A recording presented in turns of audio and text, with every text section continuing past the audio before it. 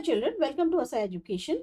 आज कर रहे हैं 12th ग्रेड की हिस्ट्री बुक से first chapter bricks, beads and bones, the Harappan civilisation. इसके क्वेश्चन आंसर्स इस वीडियो में हम मेनली सॉल्व कर रहे हैं क्वेश्चंस 1 to 9। पहले सेगमेंट में आपको आंसर्स देने हैं 100 to 150 वर्ड्स में। बहुत लॉन्ग आंसर्स नहीं है, शॉर्ट आंसर्स हैं। यहाँ पर आपको बताना है कि हड़प्पन शहर में जो लोग रहते थे उनको फूड जो अवेलेबल था उन आइटम्स की आपको एक लिस्ट देनी है। साथ ही साथ आपको ये बताना है कि कौन से वो ग्रुप्स थे जो उनको इस तरह के फूड आइटम्स अवेलेबल कराते थे। हड़प्पन सिटीज में लोगों की जो पहुंच थी वो कई तरीके के फूड आइटम्स तक थी।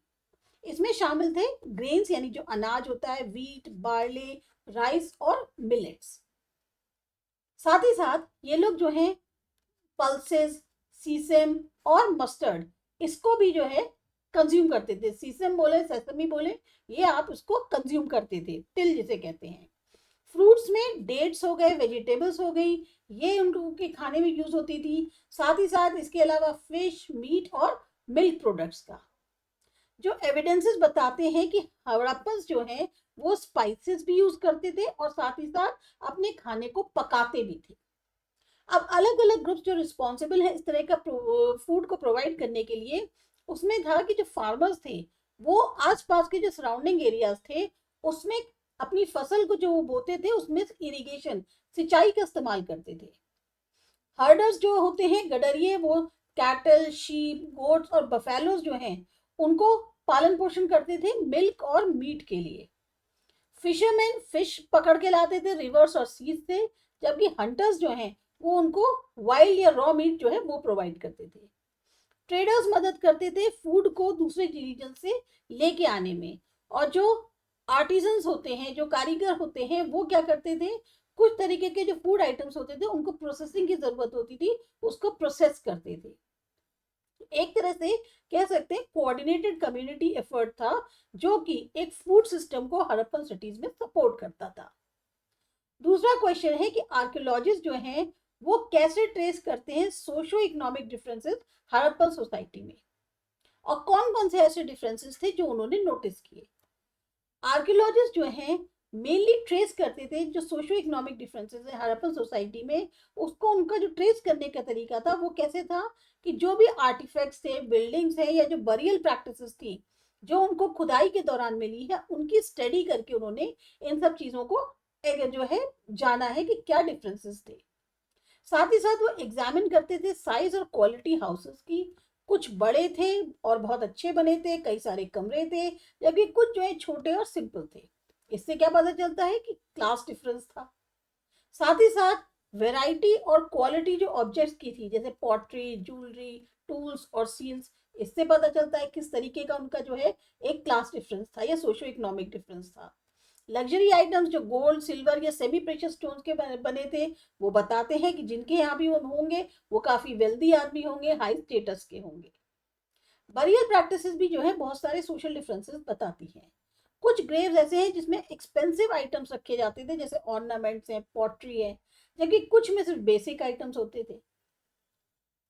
पहुंच इंपोर्टेड गुड्स तक, जैसे रेयर स्टोन्स या मेटल्स हैं, ये भी बताते हैं कि जो इकोनॉमिक इनइक्वालिटी थी उसमें भी कहीं ना कहीं वो देखने को मिलती थी। इनकी जो पहुंच थी इंपोर्टेड गुड्स वगैरह को लेके उसमें भी बहुत ज्यादा डिफरेंस दिखता है। तो ये जो फाइंडिंग्स मिली हड़प्पन सोसाइटी में कि बताती है कि कहाँ एक तरफ जो हड़प्पन सोसाइटी थी वो वेल प्लान्ड और ऑर्गेनाइज थी, वहीं वहां पर साफ साफ एक भेद भी, या कहना चाहिए एक भेदभाव देखने को मिलता है रिच और पुअर के बीच में, लोगों के बीच में, कि उनकी अलग अलग ऑक्यूपेशंस थी और सोशल स्टेटसेस थे।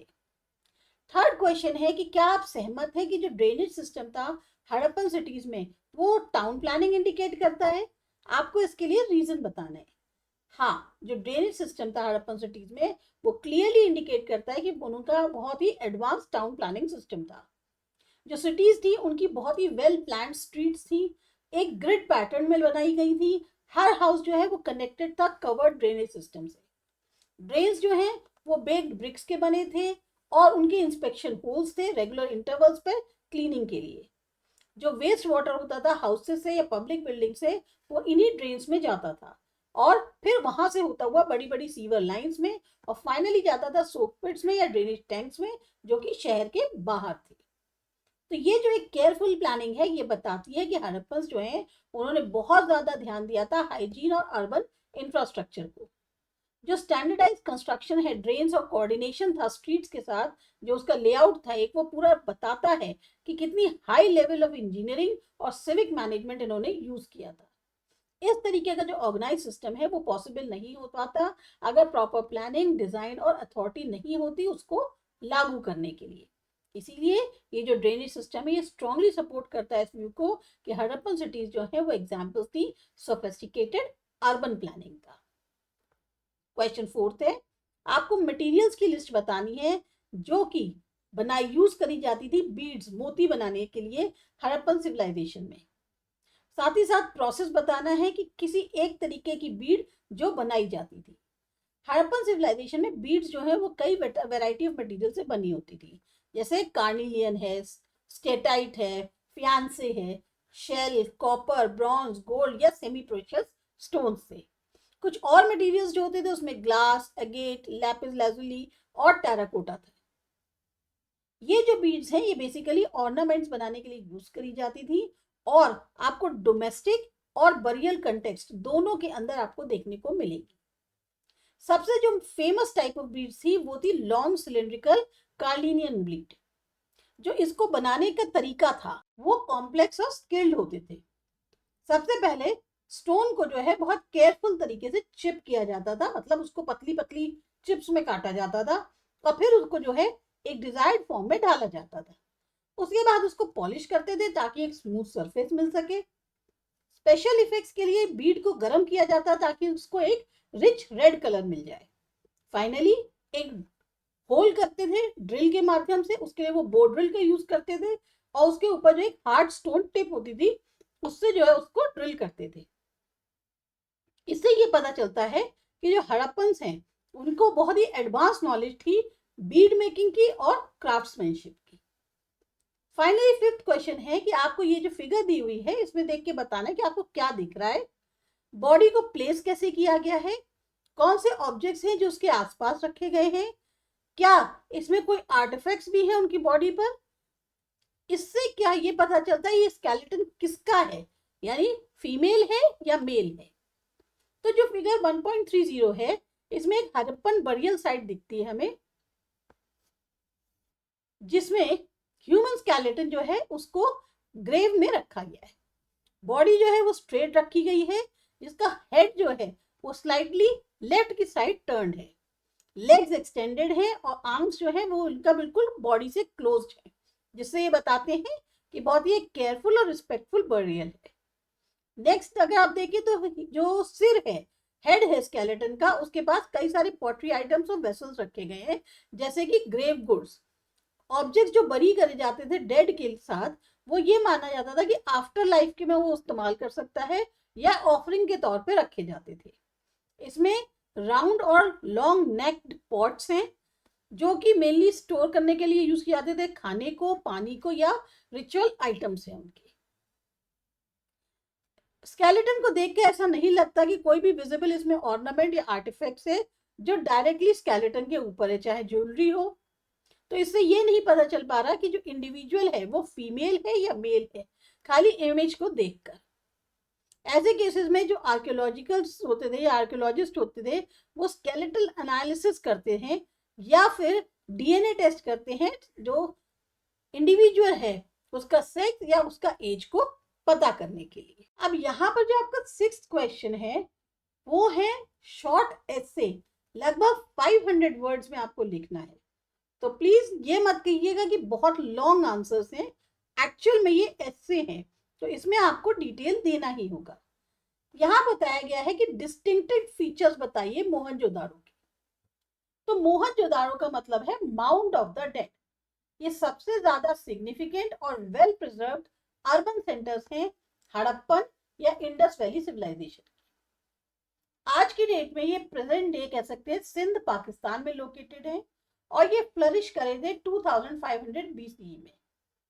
जाने जाते हैं अपने एडवांस अर्बन प्लानिंग के लिए, सोफिस्टिकेटेड आर्किटेक्चर के लिए और हाईली डेवलप्ड सिविक इंफ्रास्ट्रक्चर के लिए। जो सिटी है वो हमें प्रोवाइड करती है एक बिल्कुल क्लियर इनसाइट लाइफ और ऑर्गेनाइजेशन पे, जो पहले की अर्बन कल्चर्स की जो लाइफ रही होगी, सबसे अर्लीस्ट अर्बन कल्चर्स की, उनके बारे में हमें दिखाता है। सबसे ज्यादा जो डिस्टिंक्टिव फीचर है मोहनजोदाड़ो का वो है उसका अर्बन लेआउट। सिटी जो है वो प्लान करी गई थी ग्रिड पैटर्न में, जिसमें सारी स्ट्रीट जो है वो राइट एंगल पे रन कर रही है, एक दूसरे से डिवाइड कर रही है सिटी को रेक्टेंगुलर ब्लॉक्स में।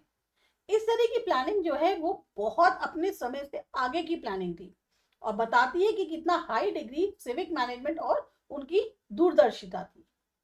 मोहनजोदाड़ो डिवाइडेड है मेनली दो मेन पार्ट्स में, एक है सिटाडेल और एक है लोअर टाउन। सिटाडेल जो है वो रेज्ड प्लेटफॉर्म पर बिल्ड है, जैसे कि जो हाउस पब्लिक बिल्डिंग्स है, और उनको मेनली यूज किया जाता था एडमिनिस्ट्रेटिव या सेरेमोनियल पर्पसेस के लिए। सबसे ज्यादा इसमें जो आइकॉनिक स्ट्रक्चर है वो है ग्रेट बाथ, एक बहुत बड़ा वाटर टैंक जो कि बेक ब्रिक्स का बना था, उसमें सोफिस्टिकेटेड ड्रेनेज सिस्टम था। उसको रिचुअल बाथिंग के लिए यूज किया जाता होगा, जिसमें ये पता चलता है कि उस टाइम के जो एक रिलीजियस और सेरेमोनियल सिस्टम होता था, एक स्ट्रक्चर्ड रिलीजियस और सेरेमोनियल सिस्टम, उसकी प्रेजेंस जो है इसमें झलकती है। जो लोअर टाउन है उसमें मेनली रेजिडेंशियल एरियाज हैं जहां कॉमन पीपल रहते थे। Houses generally uniform size bake brick से बने हुए हैं, फ्लैट रूफ्स हैं और जनरली 2 मंजिला ऊंचे थे। कई हाउसेस की अपनी प्राइवेट वेल्स थे, बाथरूम्स थे और टॉयलेट्स थे जो कि सिटी के ड्रेनेज सिस्टम से कनेक्टेड थे। ये रिफ्लेक्ट करता है खाली आर्किटेक्चरल स्किल्स को ही नहीं, बल्कि फोकस करता है हाइजीन और पब्लिक हेल्थ पे। जो ड्रेनेज सिस्टम था मोहनजोदाड़ो का वो एक और रिमार्केबल फीचर है। कवर्ड ड्रेन्स वो जो है स्ट्रीट और हर एक घर से एक तरह से अलोंग निकलते थे और उनका कनेक्शन था पूरा एक सिस्टम की तरह। जो इंस्पेक्शन होल्स थे वो भी इंटरवल्स पे प्रोवाइड किए गए थे क्लीनिंग के लिए, जो कि क्या इंडिकेट करता है, एक रेगुलर मेंटेनेंस को। ये बताता है कि कितनी स्ट्रॉन्ग अंडरस्टैंडिंग थी सैनिटेशन की, जो कि बाद की जो सिविलाइजेशन आए उनसे कहीं ज्यादा एडवांस थी। आर्टिफैक्ट्स जो मोहनजोदाड़ो में मिले वो है सील्स, पॉटरी, फिगरीन्स और टूल्स, जो कि हाई लेवल ऑफ क्राफ्ट्समैनशिप को दर्शाती है। सील्स जो है वो स्टेटाइट की बनी है, ज्यादातर जो है इसमें एनिमल्स दिखाई देते हैं, और इंस्क्रिप्शंस जो है वो अनडेसिफर्ड हड़प्पन स्क्रिप्ट है, जो कि हिंट देती है कि उस टाइम पे एडमिनिस्ट्रेटिव और कमर्शियल यूजेस के लिए उसको इस्तेमाल किया जाता था। जो प्रेजेंस है ग्रेनरीज की वो बताती है स्टोरेज को और डिस्ट्रीब्यूशन फ्रूट ग्रेन्स का एक सेंट्रलाइज्ड अथॉरिटी की तरफ डायरेक्ट करते हुए। इतने एडवांस फीचर्स होने के बाद भी सिटी जो है वो कहीं ना कहीं डिक्लाइन कर गई, शायद एनवायरमेंटल चेंजेस के कारण, फ्लड के, या जो ट्रेड डिक्लाइन करा उसके कारण। जो रूइंस हैं मोहनजोदाड़ो के वो एक टेस्टामेंट के तरीके पे हैं, जो हमारी हड़प्पन अर्बनिज्म की एक ब्रिलियंस थी उसका जो एक टेस्टामेंट कह सकते हैं, उसके तौर पर मोहनजोदाड़ो के अवशेष हैं। तो कंक्लूजन में कहा जा सकता है कि मोहनजोदाड़ो जो है वो अपनी मेटिकुलस प्लानिंग, इंप्रेसिव आर्किटेक्चर और एडवांस सैनिटेशन सिस्टम के लिए जाना जाता है। ये जो फीचर्स हैं ये हाईलाइट करते हैं सोफिस्टिकेशन हड़प्पन लोगों का, और साथ ही साथ वैल्यूएबल इंसाइट देते हैं हमें उस टाइम की जो अर्लीस्ट प्लान सिटीज थी दुनिया की वो कैसी थी। ये रिफ्लेक्ट करती है एक सिविलाइजेशन को जो कि काफी ज्यादा वैल्यू देता था क्लीनलीनेस को, ऑर्गेनाइजेशन और फंक्शनैलिटी को, प्रिंसिपल्स जो आज की डेट की मॉडर्न अर्बन प्लानिंग के लिए भी इंपॉर्टेंट है।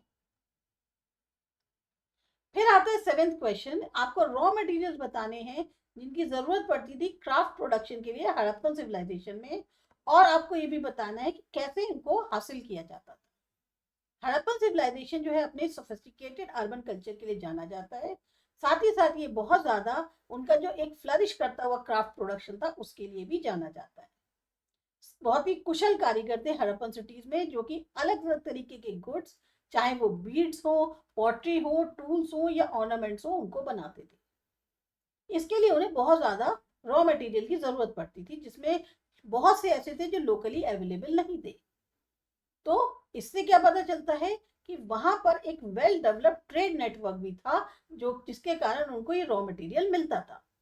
सबसे जो प्रोमिनेंट मटेरियल था वो था कार्नेलियन, एक सेमी प्रेशियस रेड स्टोन।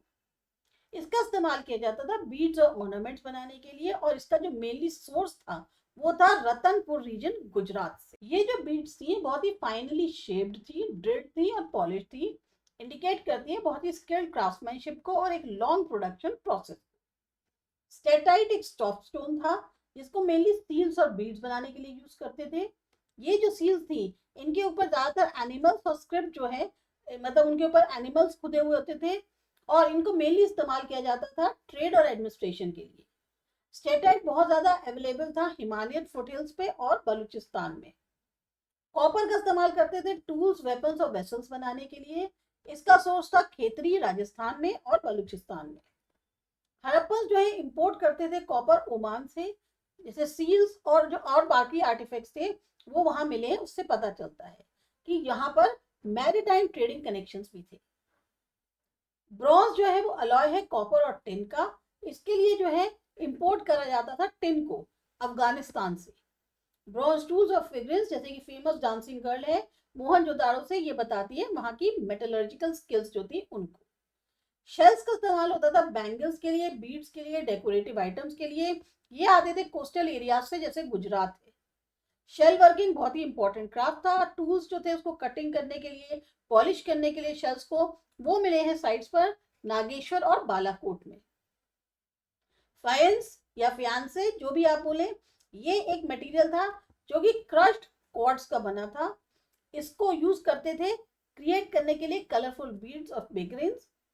ये नेचुरली अकरिंग मटेरियल नहीं है, इसलिए इसका प्रोडक्शन जो है उसके लिए लोकल अवेलेबल क्वार्ट्ज जो था उसकी जरूरत होती थी प्रोडक्शन के लिए। और इससे पता चलता है कि इनके यहाँ टेक्नोलॉजी का कितना ज्यादा इनोवेशन था। गोल्ड और सिल्वर का यूज किया जाता था हाई वैल्यू ऑर्नामेंट्स के लिए, और इनको सोर्स करते थे कर्नाटक या हिमालय से। लैपिस लाजुली ये एक डीप ब्लू स्टोन है जिसको फाइन ज्वेलरी में यूज करते थे। ये आता था बडकाशान, जो कि आज के प्रेजेंट डे अफगानिस्तान में है। हड़प्पन जो है अपने रॉ मटेरियल्स बनाता था कई सारे कॉम्बिनेशन से, लोकल सोर्सिंग के, लॉन्ग ट्रेड डिस्टेंस जो होता है या लॉन्ग डिस्टेंस ट्रेड, और मैरीटाइम रूट से। जो डिस्कवरी हुई है डॉकयार्ड्स की लोथल और हड़प्पन सील्स जो मेसोपोटामिया में मिली हैं, वो ये बताती हैं कि बहुत दूर दूर तक के रीजन से इनकी ट्रेडिंग थी, जिसमें पर्शियन गल्फ और मेसोपोटामिया भी शामिल था। गुड्स जो है वो ट्रांसपोर्ट करे जाते थे आइदर बुलक, कार्ड्स, बोट्स या पैक्ड एनिमल्स जो है उनको यूज करके इस्तेमाल किया जाता था। तो कंक्लूजन में हम कह सकते हैं कि जो क्राफ्ट प्रोडक्शन था हड़प्पन्स का, वो सपोर्टेड था बहुत अलग अलग तरीके के रॉ मटेरियल से, चाहे वो लोकल हो या इंपोर्टेड। जो वाइड ज्योग्राफिकल स्प्रेड था सोर्सेज का और जो एविडेंसेस हैं ट्रेड के, वो बताते हैं कि बहुत ही कॉम्प्लेक्स इकोनॉमिक नेटवर्क था, हाई लेवल ऑफ ऑर्गेनाइजेशन थी और स्किल्ड इन्वॉल्व थी इनके क्राफ्ट्स में। डिस्कस करना है कि कैसे आर्कियोलॉजिस्ट रिकंस्ट्रक्ट करते हैं पास्ट। जो रिकंस्ट्रक्ट करना पास्ट को एक बहुत ही कॉम्प्लेक्स टास्क है। इसके लिए जरूरत होती है कि आर्कियोलॉजिस्ट जो है, जो भी उनके पास इंफॉर्मेशन है अलग अलग तरीके की एविडेंसेस से जो उनको मिलती है, उसको इकट्ठा करें और फिर उसको जो है देखें कि कैसे पहले हुआ होगा। पहले जो एंशियंट सोसाइटी थी हड़प्पन सिविलाइजेशन जैसी, उन्होंने कोई भी रीडेबल रिटन रिकॉर्ड्स नहीं छोड़े हैं। तो आर्कियोलॉजिस्ट किस पर निर्भर है? सिर्फ मटेरियल्स पे या साइट लेआउट्स पे, टूल्स पे, बरियल प्रैक्टिसेस पे और आर्टिफैक्ट्स पे, समझने के लिए कि कैसे ये लोग रहते थे, काम करते थे या अपने आप को इनको रूल करते थे। तो जो फर्स्ट स्टेप है आर्कियोलॉजिकल रिसर्च में वो है एक्सकेवेशन। इसमें क्या होता है, आपको बहुत ही केयरफुली खुदाई करनी पड़ती है हिस्टोरिकल साइट्स की, ताकि जो बरीड स्ट्रक्चर्स हैं उनको ओपन किया जा सके, अनकवर कर सके। वहां के चाहे टूल्स हैं, पॉटरीज हैं, स्केलेटन्स हैं और आर्टिफैक्ट्स हैं। हर ऑब्जेक्ट की लोकेशन और डेप्थ जो है वो उनको हेल्प करती है ये पता करने में कि उस जो चीज है उसका यूज क्या था, उसकी एज क्या थी।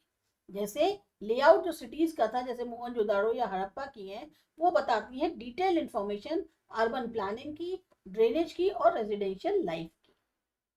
आर्कियोलॉजिस्ट जो है स्टडी करते हैं टूल्स और आर्टिफैक्ट मेनली समझने के लिए कि डेली लाइफ और ऑक्यूपेशंस क्या थी। अब जैसे बीड्स है, पॉटरी है, सील्स हैं, मेटल ऑब्जेक्ट्स हैं, ये हमें बताते हैं कि उनके कैसा क्राफ्ट प्रोडक्शन होगा, ट्रेड, आर्टिस्टिक स्किल्स कैसी होंगी। सील्स पर इंस्क्रिप्शंस हैं, एनिमल्स के मोटिव्स हैं, ये बताते हैं कि ट्रेड रिलेशंस या एडमिनिस्ट्रेटिव कंट्रोल क्या होता होगा, कैसे होता होगा। साथ ही साथ हड़प्पन स्क्रिप्ट जो है अभी तक उसको कोड नहीं कर पाए हैं, ट्रैक नहीं कर पाए हैं। जो फ्रीक्वेंट उनका यूज है सिंबल्स का, वो हेल्प करता है रिसर्चर्स को पढ़ने के लिए कि उसका मीनिंग क्या है, क्योंकि अभी तक वो उसको पूरी तरह से डिकोड नहीं कर पाए हैं। एक और वाइटल सोर्स जो इंफॉर्मेशन का है वो है बरियल साइट्स। जिस तरीके से बॉडीज बरी करी जाती हैं, आइटम्स रखे जाते हैं ग्रेव्स में, उससे पता चलता है कि आर्किटेक्चर्स को, आर्कियोलॉजिस्ट को, कि उनके क्या बिलीफ थे, सोशल स्ट्रक्चर्स थे, हेल्थ कैसी होती थी। जैसे ग्रेव्स में बहुत सारे ऑर्नामेंट्स हैं तो बताते हैं कि सामाजिक तौर पे असमानता थी। फूड आइटम्स बताते हैं कि उनका आफ्टर लाइफ में बिलीफ था। साइंटिफिक मेथड्स देखा जाए तो वो बहुत ज्यादा, साइंटिफिक मेथड्स ने जो आर्कियोलॉजिकल अंडरस्टैंडिंग है उसको समझने में बहुत ज़्यादा मदद करी है। टेक्निक्स जैसे रेडियो कार्बन डेटिंग है, ये बताती है कि एज जो है आर्टिफैक्ट्स की वो कैसे होती है, पता कर सकते हैं। सैटेलाइट इमेजरी है, ग्राउंड पेनिट्रेटिंग रडार है, ये अलाउ करती है आर्कियोलॉजिस्ट को आइडेंटिफाई करने के लिए बरीड स्ट्रक्चर बिना खुदाई के।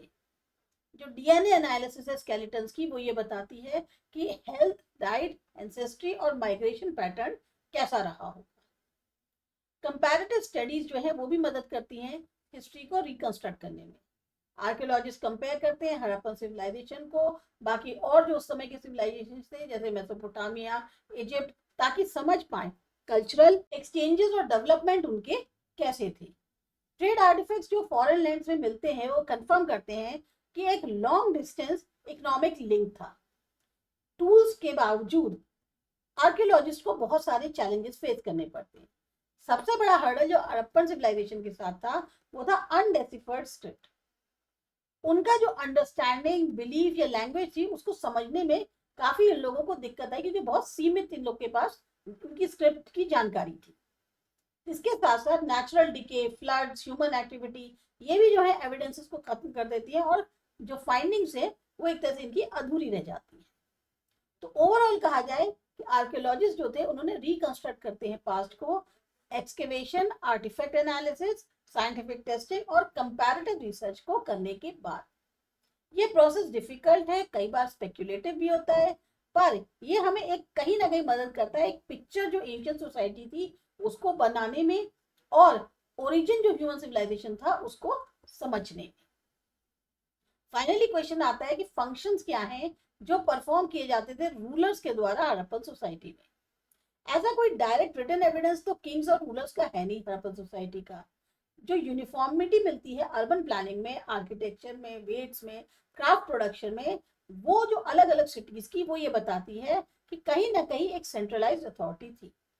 जो रूलर्स थे वो कहने को उनका कोई हिस्टोरिकल रिकॉर्ड नहीं है, लेकिन उन्हें बहुत इंपॉर्टेंट रोल प्ले किया है मैनेज करने में ऐसे कॉम्प्लेक्स और wide spread civilisation.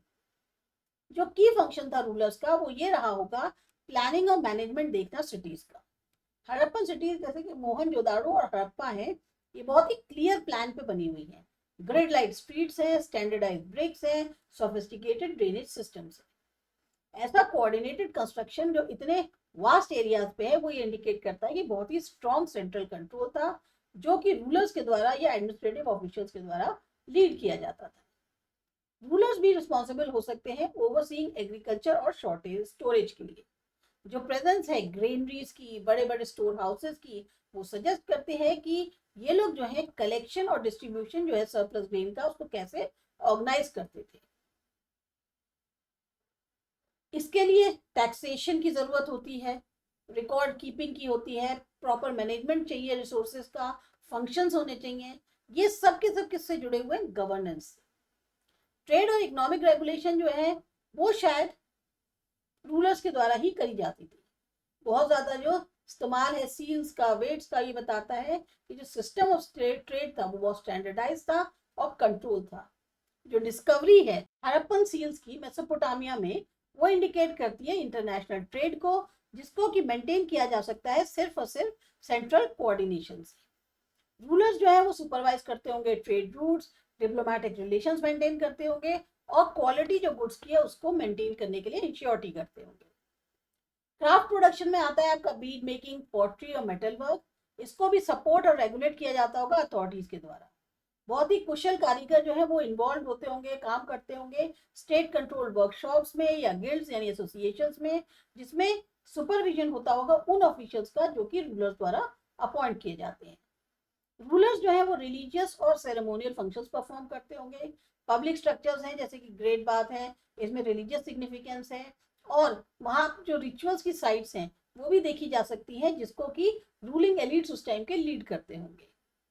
Terracotta figurines, ritual objects अलग अलग साइट्स पे मिलते हैं, वो बताते हैं कि रिलीजन एक इम्पॉर्टेंट रोल प्ले करता था, और हो सकता है इसका कहीं ना कहीं ताना बाना गवर्नेंस के साथ। क्लियर पैलेसेस, स्टैचूज के इंस्क्रिप्शंस किंग से जो रिलेटेड हैं उनकी एब्सेंस होने के कारण ये भी पॉसिबल है कि जो हड़प्पन पॉलिटिकल सिस्टम था वो शायद कलेक्टिव और काउंसिल बेस्ड हो, बजाय हैविंग एक सिंगल पावरफुल मोनार्क के। कुछ हिस्टोरियंस सजेस्ट करते हैं कि जो प्रीस्ट किंग मॉडल हो सकता है, जहाँ रूलर्स जो है वो रिलीजियस भी थे और एडमिनिस्ट्रेटिव अथॉरिटी भी। तो कंक्लूजन में कह सकते हैं कि आइडेंटिटी और जो नेचर है हड़प्पन रूलर्स का वो तो अनसर्टेन है, पर जो स्केल और कॉम्प्लेक्सिटी है उनके सिविलाइजेशन की वो ये बताती है कि किस तरीके से जो बहुत ही क्रिटिकल फंक्शंस थे जैसे कि city planning, trade regulation, resource management या पॉसिबल रिलीजन, उसको वो बहुत ही तरीके से करती थी। उनकी जो लीडरशिप थी वो सबसे जो वर्ल्ड की अर्लीस्ट और सबसे रिमार्केबल अर्बन कल्चर्स हैं जो कि कई सेंचुरीज तक फ्लरिश कर पाया, उसको उन्हीं लीडरशिप के कारण वो जो है कर पाया। तो ये था आपका एक्सरसाइज चैप्टर 1 की। आपको अच्छी लगी, समझ में आई, बताइएगा, सब्सक्राइब करिए, लाइक एंड कमेंट करिए, और बताइए कि अगले चैप्टर के आपको क्वेश्चन आंसर्स जो है किसके चाहिए, वो हम फौरन अपलोड कर देंगे।